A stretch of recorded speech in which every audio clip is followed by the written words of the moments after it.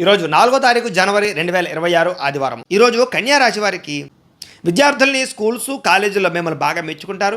పరీక్షల కోసం బాగా ప్రత్యేక శ్రద్ధ పెడతారు. ఉద్యోగస్తులకి పర్మనెంట్ గారి వారికి పర్మనెంట్ అవకాశం కనపడుతుంది. మీ తెలివితేటలతో ఉద్యోగాల్లో బాగా రాణిస్తారు. కొత్త వ్యాపారం ప్రారంభించే వారికి ఈరోజు అనుకూలమైన సమయంగా కనపడుతుంది. కస్టమర్లతో సమయస్ఫూర్తితో మాట్లాడి వ్యాపారాన్ని పెంచుకోగలుగుతారు. స్త్రీలకు ప్రతిభతగా గుర్తింపు ఉద్యోగ అవకాశాలు రాబోతున్నాయి. ప్రేమించిన వ్యక్తులతోటి మనసులో ఉండేటటువంటి ప్రేమను వ్యక్తపరుస్తారు. విదేశాల్లో ఉండే భారతీయులకి ఆర్థికంగా నిలదొక్కునే అవకాశాలు, పార్ట్ టైం ఉద్యోగాలు దొరుకుతాయి. మొబైల్ ఫోన్లు, యంత్ర పరికరాలు కొనడానికి ఈరోజు ప్రయత్నం చేస్తారు. వాహనాలు మార్చడానికి కూడా అనుకూలంగా కనపడుతోంది.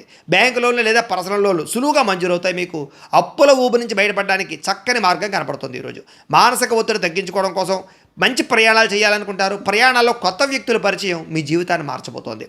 అలాగే కొత్తగా పెళ్ళైన వారికి సంతాన ప్రయత్నాలు ఫలిస్తాయి.